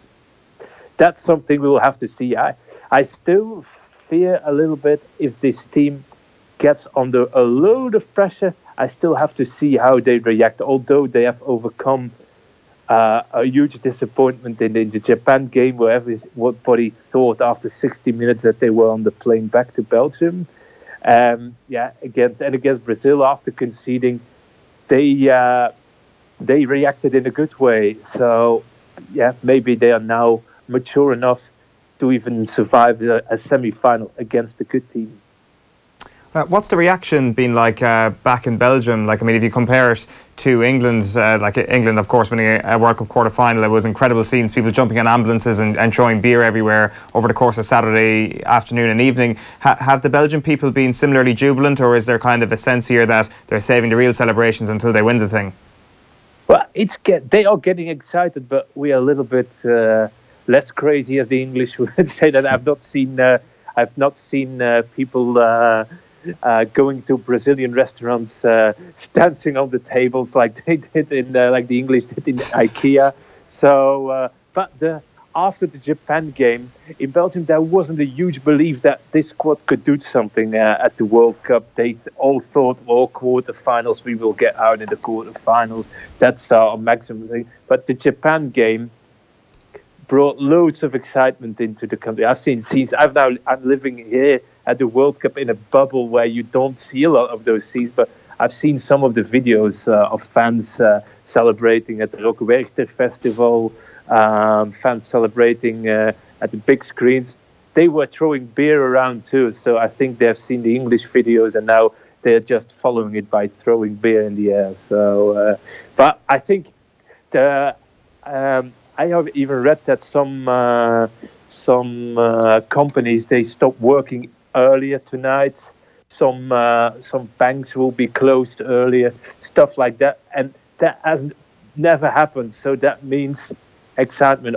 I think there won't be a car on the. There won't be a lot of cars on the road this evening in Belgium. Everybody will be watching that game. I think it might be the best field match ever in Belgium, because that's the excitement there is. Everybody wants to know, can we make it to the final for the first time in our history? It's the biggest game in the history of Belgian football since 32 years ago when we were in the semi-finals of the World Cup in Mexico. So yeah. We've got a picture on screen at the moment of the three Hazard brothers as children in their France jerseys. I think it looks a bit like the France 98 jersey. Yeah, it is the France 98 jersey. And, there's this kind of clear, your neighbours, you've got so much in common, you've been so friendly for so long. It's such a weird circumstance to reach a World Cup semi-final and to be playing a team so familiar to you. Yeah, but it's more for the French part of the country. For the Flemish part, we've always been closer to Holland, and Holland is our main enemy. And France, we've always been friendly with. So it's strange in a way, but it's only France. If it would have been Germany or Holland, there would have been even more excitement about the game. It's still only France. They are friends. So, yeah. But still, it's a big game. I understand, that, for instance, if the Hazard boys were English and they were wearing an Ireland shirt, for instance, when they were kids, then there would have been huge stories about it. Even in Belgium, this story was already known. That picture has been published already for 100 times. We accepted it because at that time, Belgium were not in their best period. I was 15, 16 around that time. Even I didn't have Belgian football heroes. We were cheering for Brazil. We were cheering for England. We were cheering for France. We were supporting other nations, and it's normal. And for Hazard, it's even more understandable because he basically almost grew up in France. He moved to France when he was 12, 13 years old. Okay, yeah. Well, and the other thing is, I was wrong. It's not just a France 98 jersey. Of course, it's a Zidane jersey, which ultimately is not really about a country. It's about a way of life, an appreciation of art, spirituality, a philosophy. And, I mean, if he can channel a bit of Zidane from 98, or even latter Zidane from 06, then Eden Hazard will be doing pretty well. I guess you mentioned there the 86 World Cup. Obviously, you guys come up against Maradona. There's that really famous photograph of Maradona. A couple of things strike me. Obviously, within the memory of everybody is being destroyed by a single individual, and so there's the possibility that Kylian Mbappe is that individual. But there's also the possibility that maybe Eden Hazard is that individual who wins a World Cup semi-final on his own. Yeah, it will depend on the tactic, but he's been doing well. He wasn't that good against Japan. He was brilliant in the first half against Brazil. That was his best 45 minutes I've ever seen of him in the national team. He didn't lose a ball. He always found the space. But yeah, it's the man we're expecting to do it along with Lukaku and Kevin De Bruyne. But as he's our captain and he's made this World Cup his goal this season after disappointing season with Chelsea, where he didn't really get along with Conte anymore, where he had an injury before at the start of the season, having some ups and downs, good periods, bad periods. He made this World Cup his goal of this season, and you see it. He was really focused against Brazil. There was some anger even in his game, and then he is at his best. In the meantime, he was still enjoying himself because he needs to enjoy himself. But there was some that little spark in his game that we like from him. And I think for him, playing France, his second nation is something really special for him. He will enjoy that one. I remember when he first, when he was appointed captain of the Belgian national team 2 years ago, it was a friendly against France at the start of the France with the number 10, like his big idol Zinedine Zidane. He got a huge confidence boost of that, and since then he's performing for the World Cup since that moment. So I hope we see the best Eden Hazard, but I think he will want to enjoy that game tonight. He wants to win it. He wants to win the World Cup. It's quite a funny story. I saw him. I chatted to him after the FA Cup final, and I told him that I wouldn't be covering all Belgian games at the World Cup, only the not first two, the one against England, then the later games, and then he said, don't worry, we see each other in Moscow on the 15th. So that says something about his motivation too. We want to go to the World Cup final. We want to win it. So. Yeah, for sure. Like in terms of World Cup winners that are involved with the squad, you've obviously got Thierry Henry, and of course you've got his inside knowledge of France. Like the criticism of Henry has kind of been about the fact that he's there almost in terms of optics. He wants to improve his image. He wants to try and work his way into a different job, and that he's not really renowned as being a great coach. And what's actually happened over the last couple of days and weeks is that he's rejected the opportunity to speak to the media. It hasn't been about him. It's not been about Thierry Henry, the great footballer, now a potentially great assistant manager. And I'm not sure, am I reading too much into that, Kristof, or potentially we've underrated Thierry Henry and his role in this Belgium camp? Well, since the beginning he has said it's not about me. So he wanted to stay at the background. He's given one interview in Belgium since he's been appointed as basically a first team coach. We don't even call him an assistant because Graham Jones is the assistant. But for instance, for the players, like the attackers, they really like Thierry Henry. They really like him. They like his tips of. He talks a lot with the players. He analyzes their movement. He gives them little tips, little tricks. For instance, Lukaku, he really listens to everything Henry says. They even meet sometimes in London to discuss things. So it's been good for this squad. This squad has been performing on a level that has not this squad. These players are playing at a level that they weren't looking up to Belgian managers anymore, because they work with the guys like Guardiola, they worked with Mourinho, they worked with Pochettino, and during the Wilmot's age, they were nice guys, but they weren't up to the level tactically and psychologically of the top managers. And with bringing in Thierry Henry, for some players it's their boyhood hero. For Batshuayi, he had posters on the wall of Henry, for instance. Hazard liked him because he was supporting France, and since Henry's there, they love his stories about the past. They love to discuss situations in games with him, and he tells those stories and he helps them by giving tips also in a mental way. Henry's a real winner. He's really straightforward with the players. I hear if something's bad, he can be really nasty and really severe for them, for saying that you might have scored 2 goals against West Ham, Romelu, but you lost the ball 18 times. That's not good enough. You need to get hold of the ball more. So he's really appreciated more by the attackers than defenders, because the defenders, he can't say anything, a lot of useful things about defenders, but for the attackers, he's been crucial. And maybe he has taught them some tips too on scoring handball goals tonight. Hey. So, don't mention the war. Kristof, congratulations on making it so far. Do you think they're going to win? It will be a tight game, but I'm hoping that we win 1-0 or something like that. 1-0 is enough. Well, enjoy, and hopefully we'll talk to you from Moscow. Thanks a million, Kristof. Okay, you're welcome. Kristof Terreur having the time of his life, obviously, as anybody from Belgium would be, a World Cup semi-final. Imagine how much shit we would lose if we ever reached a World Cup quarter-final in this country. Well, semi-final, like... Yes. the uncharted territory of that. It's like you can't even put it into words what would happen. It would just be utter chaos. It would be incredible. It would be absolutely phenomenal. And do you know what? It's just our luck. It's going to happen in Qatar or something like that. Well, there's an airport in Qatar, and it would be immoral to go. We can't go. We definitely can't go. I'll go. All right. Of course you will.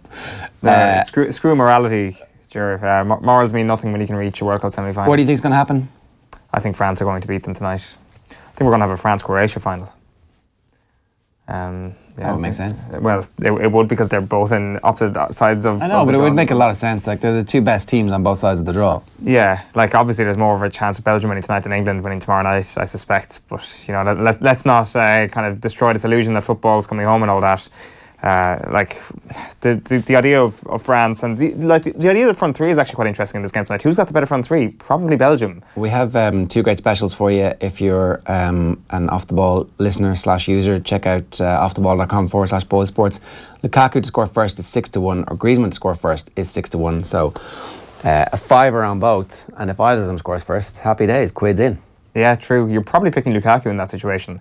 Like, I know everything I'm saying here is going against France, but Griezmann takes penalties, right? Yeah, good point. Yeah, that's true. Will they give away penalties? The question. Like, Griezmann hasn't looked like scoring from open. Like, if there's going to be a first goal scorer from those two, I'm picking Lukaku. I don't know, he's on it at the moment. Although Martinez could play him on the right of a three again, he could be kind of positioned to mark a full back once again. I doubt that's going to happen somehow. I think that was a Brazil-only tactic. But the role of Lukaku has been very, very interesting. The role of De Bruyne has been very interesting as well, and it's going to be very intriguing come 6 o'clock tonight to see how the teams line up. De Bruyne, yeah. De Bruyne. Remember the De Bruyne controversy earlier in the season? Well, yes, I remember the De Bruyne controversy. I'm going to stick to my guns and say De Bruyne, though. You know, the ignorant bigot that I am. Let's move on to Mayo Gaelic football and news that 10 players from the women's team have informed the county board that they are walking away. Ed McGrail of the Mayo News is on the line. Ed, good morning to you. Morning, Ger. What exactly has happened here? Well, effectively, during the last week, 10 players have left the squad ahead of Mayo's championship clash against Cavan this coming Saturday. So the timing is clearly far from ideal. But 10 players informed the manager, Peter Leahy, of their intentions, and subsequently informed the county board. The 10 players, they include team captain Sarah Tierney, vice captain Fiona McHale, and the star of the team, effectively, Mayo's all-time leading scorer, Cora Staunton. Also gone is team selector Michael McHale from the Carnacun Club. He's Fiona's father. And the reason from what we've ascertained is that they're citing player welfare issues or concerns as the reason, and we have no more specific details on that. We contacted the county board, we contacted Peter Leahy, and we contacted players last night, and there was no comment from players or from the management. There was what I can describe as a holding statement from the county board, effectively confirming the players had left, but that there'd be no further comment until after the Cavan game. So that's where things are at this point in time. Okay, so I mean, player welfare obviously covers a multitude of possibilities, everything from medical facilities to showers after training to food after training to mileage, anything. It could be anything really. So rather than speculate too much on that, was there any sign or any indication that the panel was an unhappy panel up to this point? Not that we had ascertained. There was, I suppose, in a bit of a confusion, possibly a bit of a standoff at the end of the league. Would Cora Staunton be coming back or not? And Peter Leahy made a couple of comments, and that just became, I suppose, a little bit messier than it needed to be. Obviously, Cora didn't play during the league because she was in Sydney playing Australian rules football for during the league, and that was, I suppose, that was played out a bit more publicly than it needed to be. The will she, won't she return, and when would she return? But from what we can gather, Cora returned to the squad, and we hadn't certainly heard of any friction in the intervening weeks. But that's not to say that there wasn't underlying tensions that we weren't aware of. This is a team who are All-Ireland contenders at the start of the year, who obviously had reached the All-Ireland final last year and who now find themselves shorn of 10 very important players ahead of a game against Cavan. Is the panel strong enough to withstand that and still win this weekend, or is this more than likely the end of the line for the team? It's very hard to see any team cope with losses of the calibre of particularly the three players named there, Sarah Tierney, Fiona McHale and especially Cora Staunton. And I know that the county board are quite confident that they will field, but that obviously is a question that rears its head as well when you're talking about 10 players going from a panel, particularly if you're carrying any other players that have injuries. Will Peter Leahy look at bringing in players to boost the numbers at the weekend? But it's a far from ideal situation. So you're talking from preparation has been, I suppose, torn asunder, and what plans they had in terms of team selection, in terms of a smooth week in the run up to this game, has also been torn asunder. And there was a controversy over the venue earlier last week. Mayo were very unhappy with the venue against Cavan. It's been played in Clonus. They felt it was too far away from Mayo, too close to Cavan, and they had a protest in that. Peter Leahy refused to engage in any media last week on account of that. But obviously that controversy has been greatly overtaken by this, and you would have to think that Mayo season is not going to go too much further with the losses that you're talking about here, and it also could possibly mean it could be the last time we see Cora Staunton in a Mayo jersey as well. Why did Peter Leahy refuse to do media last week? What was the media's involvement, or why was the media to blame, or why were the media being punished for the venue decision? Your guess is as good as mine, but no. Effectively, that was the way he decided he was going to protest it. That he wasn't going to do any media in the run up, and there was a press gig in Dublin, and Mayo didn't send any players to that as well. The messenger got shot for some reason. Just one last thing from my perspective anyway, Ed, is just on the whole GPA element of it all, the women's GPA. Like, obviously this is a very early story. Like, have we seen anything like this before in the women's game to the extent of a strike kind of on the level of the Cork hurlers previously? I certainly, racking my brains this morning, I certainly can't think of one. Yeah, well, there have been a few instances, a few standoffs in the past with Mayo ladies, where there have been, I suppose, clashes between the county board and the players over various selections of managers. There was an incident in 2010 where the county board actually withdrew Mayo from the championship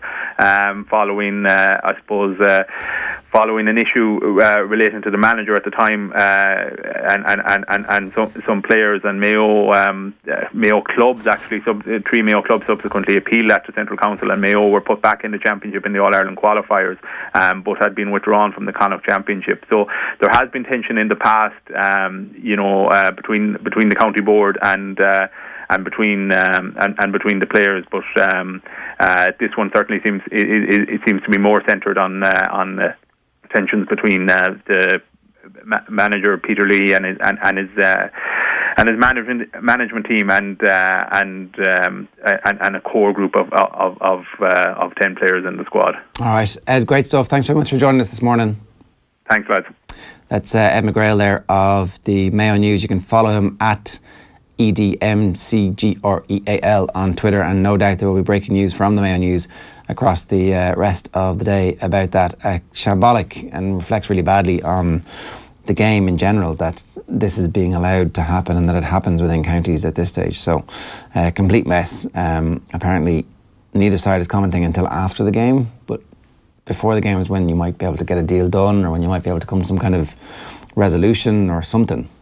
Yeah, like, that goes without saying, no? That, like, if you want to fix this, we are in the realms of speculation here now, but if there is an issue between this section of players and it's to do with maybe the management in Mayo, or maybe it's to do with the county board, we don't know what the situation is here, who are responsible for the alleged player welfare issues.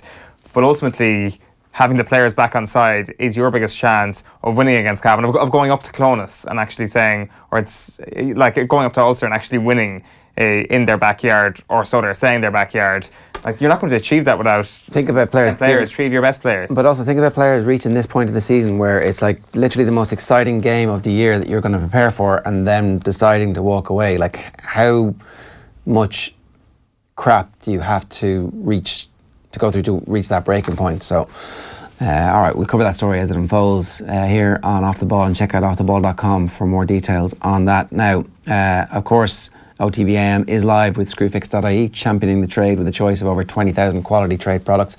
We're moving on to the Tour de France. We're going to hear from Sean Kelly in a couple of minutes' time. We'll talk as well, play you just a clip from Paul Kimmage speaking at the weekend about Chris Froome. And in the meantime, though, here's somebody who's taken the soup and has decided that I love the Tour de France.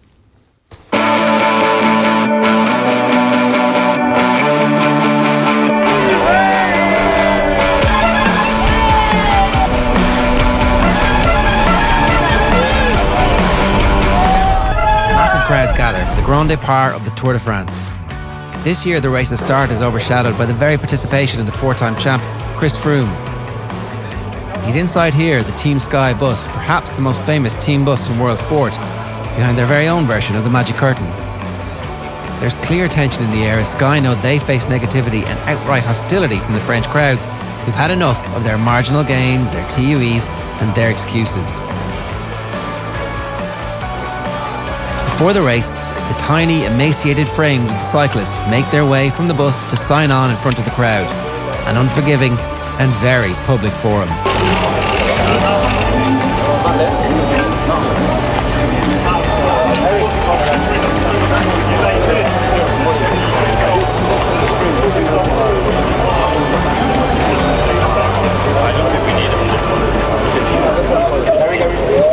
How did you feel? How did you feel waking up today? Great, thanks. You'd expect a four-time champ to be adored, not Chris Froome. Wave the booze. Eh bien, bonne chance dans cette première étape en direction de Froome-le-Comte. Allez, Rudy Mollard qui nous retrouve ici. Ramon Singelda, mesdames et messieurs, celui qui visera un 5e succès sur le Tour de France. Kristof Terreur qui le retrouve à l'émargement pour la formation Sky. Quadruple vainqueur. Tim, you're quite famous now as cycling's most influential landlord. Can you tell us a bit about how this came about? You've got a house in Belgium that has had literally some of the most famous and successful cyclists in the world pass through. Yeah, I've got a house in Belgium. I live in Belgium, and it's sort of like a place where young cyclists can start their career racing in Belgium. And most famous guy that stayed there was certain Chris Froome. Mark Cavendish has always been there when he was starting his career, so they're probably two of the most famous. How does this happen? Like, how do you get into it? And do you provide a mentorship role, or is it just a house? Is it just a place to live? What's the relationship? It's a little bit of everything, because it depends if they come. Sometimes teams come, sometimes individuals come. So the thing is, what you have to imagine, if you are a cyclist, you have to imagine it as if you're a jockey. If you're an English jockey, you go to Newmarket. If you're a cyclist from anywhere in the world, really you end up somehow in Belgium, because literally you can race 5 times out of 7 a week, and if you do well in those races, you can get picked up by Pro Tour teams.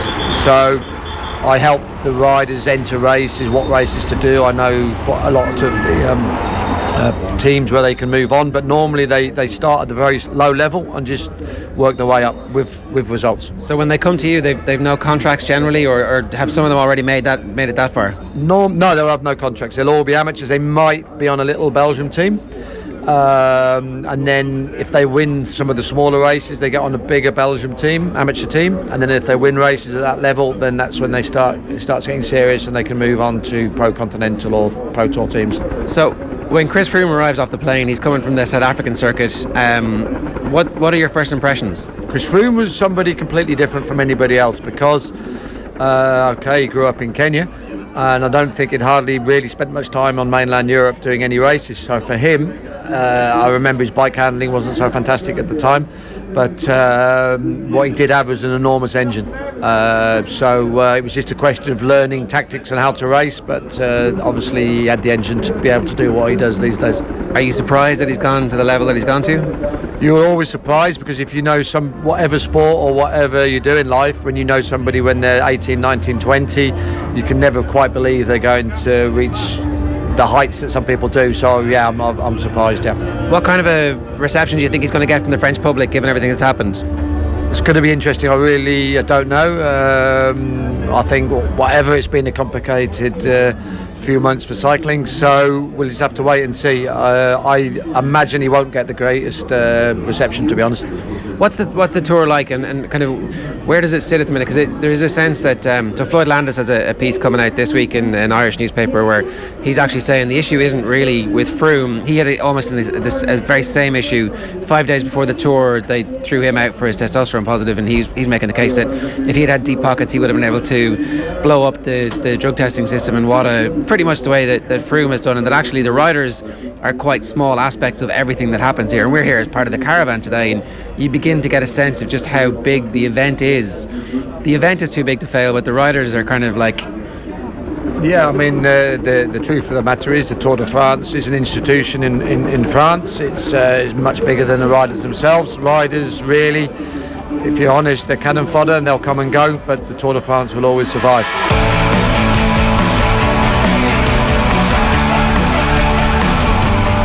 And this is why the people come out in their hundreds of thousands. These few seconds of blur and whiz and noise, and then it's over. The peloton rolls on. Froome crashes, but only loses a minute. Crash! And the brilliant young Colombian, Fernando Gaviria, hits 59 kilometers an hour to win the stage. Le Grand Départ is over. The race is on.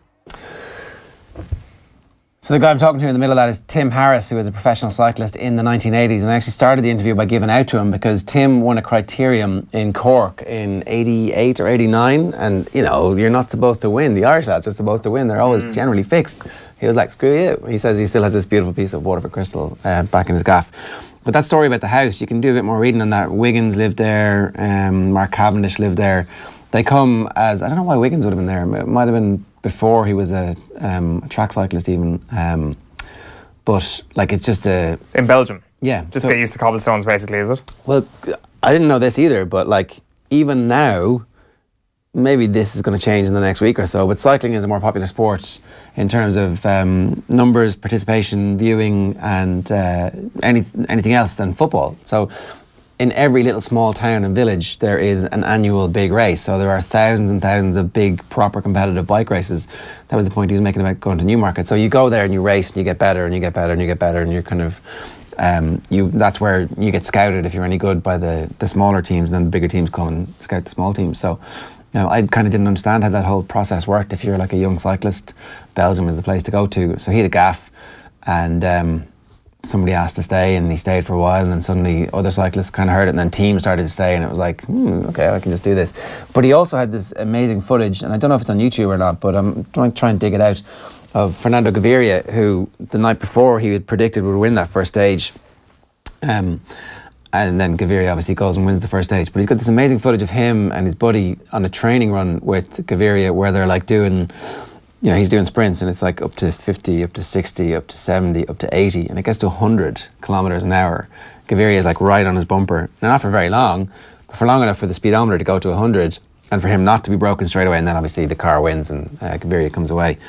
They're always the people I feel most sorry for in the Tour de France, is the sprinters. It's just like, especially when it gets to the Pyrenees or to the Alps, it's like, here, go do your intermediate sprint there in the opening 40 kilometres. Oh, by the way, you've got to climb up Alpe d'Huez after kind of gassing yourself out over the course of the flat.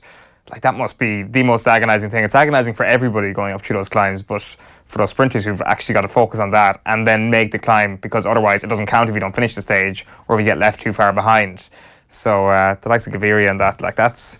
it's insanity. It's insanity sometimes. It totally is. The sport. And again, the other thing is that I didn't know real... Like, I've seen the Tour as a kid on... I saw it in Ireland, obviously, would have been like a cub reporter covering that.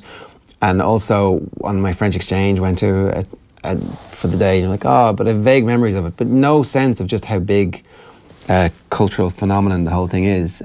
We were there with Skoda, who brought us over, and they have the green jersey sponsorship, but so there's loads of branding and stuff, but the access that they get because of that is pretty phenomenal. But you do actually see people along the road who are like waving at you because you're in a Skoda car and you're like, this is mad. So it clearly works for the country, it works for the small towns who pay the tour to bring the tour through the town, or particularly to start or finish, you pay a huge heap of cash to the tour organisers, and that's the point about it being too big to fail, which is both good and bad. It's great in that you have this institution which is always going to be there, and the bad of it is that the tour organisers don't really want that much about the stories of the riders who might be up to no good exposed. So a complicated event. Yeah, for sure. Like, I mean, even if you look at the last 24 hours and Greg Van Avermaet in the yellow jersey now for the BMC cyclist, like obviously there's been he was cleared of all wrongdoing previously in terms of doping allegations, but nobody's talking about that at all. Like, I mean, his association with Dr. Ozone, the actual name of him escapes me, like was obviously a serious case for the Belgian Cycling Federation to deal with at the time. As I say, he was cleared entirely, so there's no suggestion of any wrongdoing, but ultimately it might be something worth pointing out after he's got his hands on the yellow jersey on day 3 of the Tour de France, and it might be something we're talking about, whereas it's not. And I guess when you're kind of referring to the event being too big to fail, it's quite easy for the Froome story to have just had kind of innuendo after innuendo after innuendo, and then finally a couple of concrete stories, not quite smoking guns, but concrete stories, and suddenly the story is too big to fail. The story is, and that blows up. The French public become aware of it, and then you start to realise that the French public are a public who actually care about the integrity of the race. That ultimately it is semi to do with coverage. A bit. They care about it a bit. It'll be interesting to see how it all evolves. But look, I'm tuned back in. I'm definitely going to watch it this year and keep an eye on what's going on. It's an addictive TV event. It is an addictive TV event. It's so beautiful. It's such a beautiful looking thing, and it sounds like the sound of the peloton as they roll past you is this kind of thing that you never experienced. Like, that's class. The other thing, we were in Nantes. We were staying in Nantes and had most of Sunday, so went on a bike tour around Nantes, but got motorised bikes. Oh, nice. Yeah, they're amazing. Motors and bikes are class. I mean, Jesus, they're absolutely brilliant. It's like, what hill? It's like you just pedal to make the motor go. But you do need a certain level of cadence for it to kick in, as we've learned. You don't. It turns out with these ones, you just hit sport mode and it goes even better. It's like, class. Yeah. So, I mean, you could enter the Tour de France. I could. I would definitely be like, yeah, I could go up Mont Ventoux. That would be no problem. Look at me. Thanks very much. And an OTB AM exclusive. Where did cyclist Ger Gilroy come from? He was nobody 2 years ago. He was just a man in the peloton. He's still not even in shape.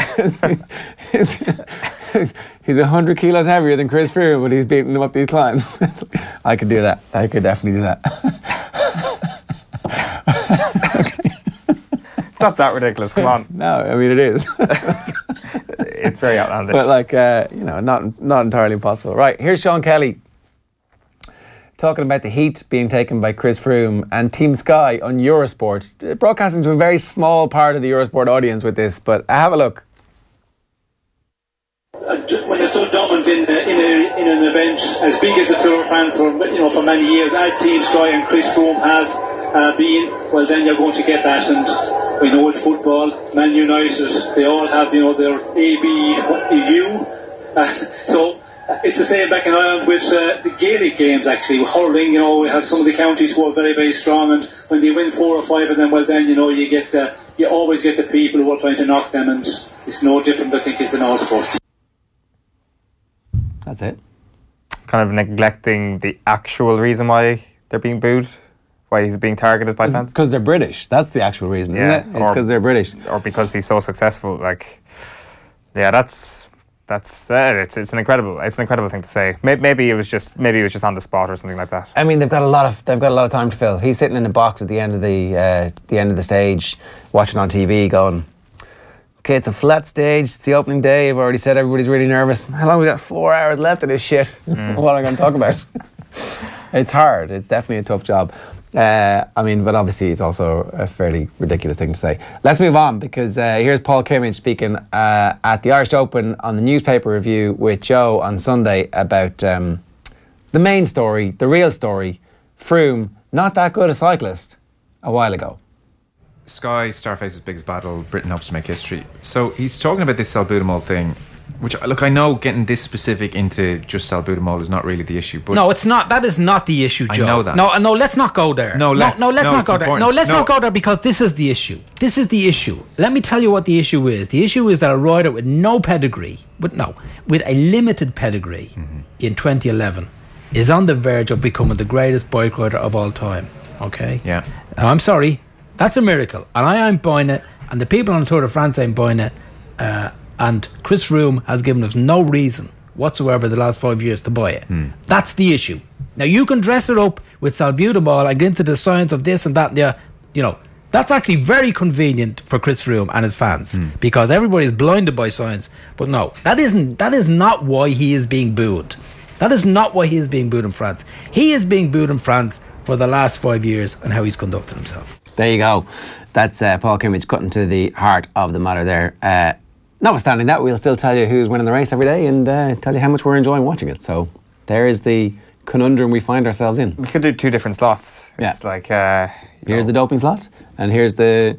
We're ignoring the doping, and here's the, wow, look at that amazing racing. Look at how fast they're going. Record speeds, it's amazing. Lovely bike handling, lovely statues. Yeah. Now on to the real stuff. Yeah, okay. So tonight, Richard Cooper is going to be in studio with the lads and all over the very first World Cup semi-final. It is Belgium, it is France, it is a 7 o'clock kickoff. The only place that you need accompaniment this evening is, of course, live on the radio on News Talk with Off The Ball, and, of course, on offtheball.com, which is where you should really be getting all your podcasts from us. If you didn't know, we've got a really excellent player over there that you can get all our stuff, download your podcasts, keep them for on the go, and they can update even when it's in your pocket or sleeping or whatever it is that you get your podcast stuff. So, also to tell you about one final thing, an absolutely astonishing prize, $2,000 in cash. This week we've teamed up with Domino's, the official food of everything, to give you the chance to win our end of week prize of $2,000 in cash. Did I say $2,000 in cash? Every day this week, we're going to be picking a daily winner to go into the final draw on Sunday. Each of our finalists will win Domino's brand new Meat Fielder Pizza. To be in to win, tune into tonight's show and let us know who their mystery voice is.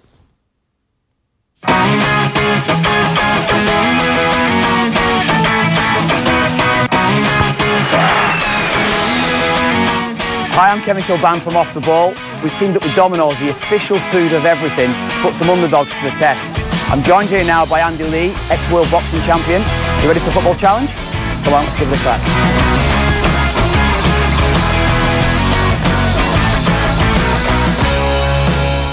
So 4 strikes at goal. You get 1 point for a goal. You get 3 points for hitting either of the 2 corners and 5 points for hitting either of the 2 top corners.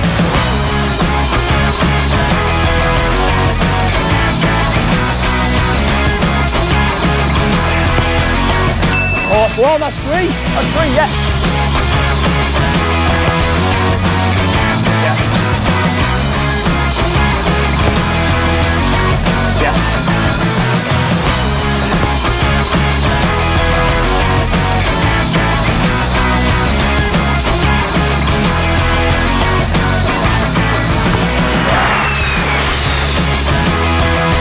I wasn't ready for that one.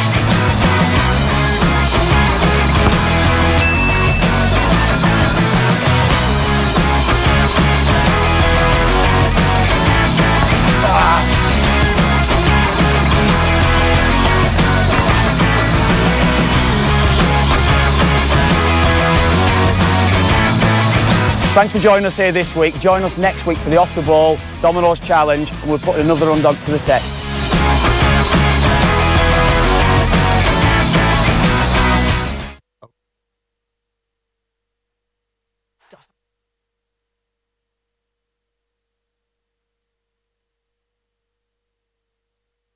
OTB AM. Thanks to Screwfix.ie, championing the trade with a choice of over 20,000 quality trade products.